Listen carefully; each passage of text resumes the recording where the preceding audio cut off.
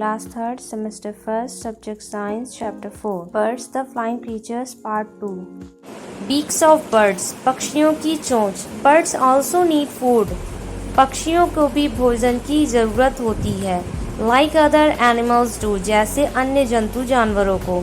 Some birds eat grains, seeds and fruits. कुछ पक्षी अनाज, बीज और फल खाते हैं. Some birds eat the flesh of other animals.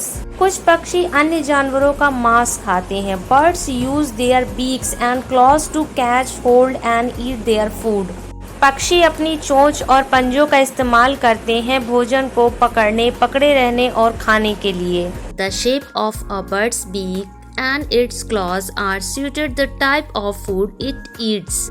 पक्षियों की चोंच और उनके पंजों की आकृति जिस प्रकार का वो भोजन करते हैं उसके अनुकूल होती है. Different kinds of beaks, विभिन्न प्रकार की चोंच. Look carefully at the pictures of different kinds of beaks. विभिन्न प्रकार की चोंच के चित्र को ध्यान से देखो. And talk with your partner about them. और उनके बारे में अपने पार्टनर, अपने फ्रेंड से बात करो. Long and thin beaks, लंबी और पतली चोंच. Some birds like hummingbird and hoopoe have a long and thick but strong beak. कुछ पक्षियों जैसे हमिंगबर्ड और हुपू की लंबी और पतली लेकिन मजबूत चोंच होती है.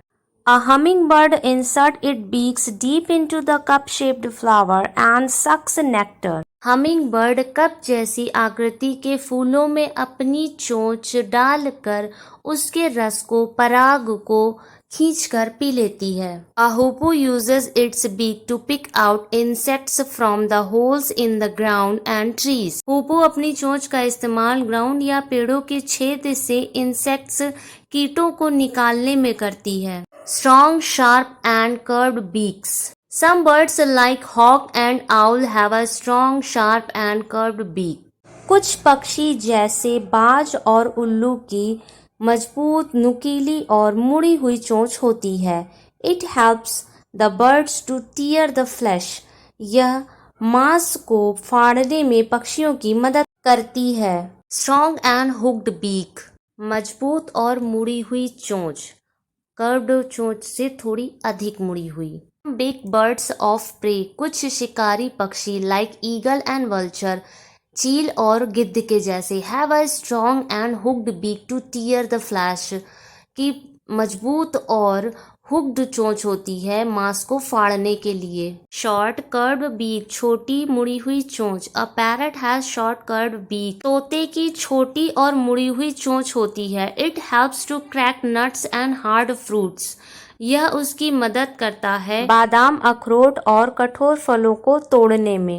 This curved beak also helps it to climb the trees. यह मुड़ी हुई चोंच उसकी पेड़ों पर चढ़ने में भी मदद करती है. Short, hard and horny beaks.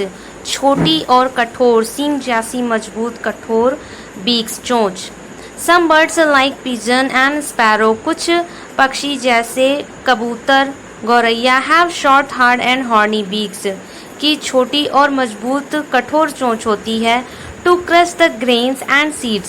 अनाज और बीजों को क्रश करने, तोड़ने के लिए. Long, thick and chisel-like beak. लंबी, मोटी और छेनी की तरह चोंच. A woodpecker has a long, thick and chisel-like beak. कठफोड़वा की चोंच लंबी, मोटी और छेनी की तरह होती है. It uses its beak to make hole into the bark of a tree. यह अपनी चोंच का उपयोग पेड़ की छाल में छेद बनाने में करती है. It also uses its beak to pick out the insects from the barks. यह अपनी चोंच का उपयोग पेड़ की छालों से कीटों को निकालने में भी करती है. Broad and flat beak. चौड़ी और सपाट चोंच. A duck has a broad and flat beak. एक बतख की चौड़ी और सपाट चोंच होती है. The beak has tiny holes on its sides. चोंच के बगल में छोटे छोटे छेद होते हैं. The duck takes in muddy water with insects, worms and water plants. बतख कीटों, कीड़ों और जलीय पौधों के साथ मिट्टी वाला पानी भी ले लेता है. The mud and water flow out through the tiny holes, leaving the plants and insects inside the beak. मिट्टी और पानी पौधों और कीटों को चोंच में छोड़कर छोटे छिद्रों से बाहर निकल जाते हैं। Long beak with a pouch, लंबी चोंच एक थैली के साथ। A pelican has a long beak with a bag-like pouch hanging from it. एक हवासील पक्षी की चोंच एक बैग के साथ होती है जैसे इसमें कोई थैली लटकी हुई हो। It expands his pouch to scoop fish out of the water and carry it to a safe place. यह पानी से मछली को निकालने और एक सुरक्षित स्थान पर ले जाने के लिए अपनी चोंच को बढ़ा लेता है। The pelican then drains out all the water before swallowing the fish. हवासील तब मछली को निगलने से पहले सारा पानी निकाल देता है। Watch previous and next video. Rest in next video. Thank you.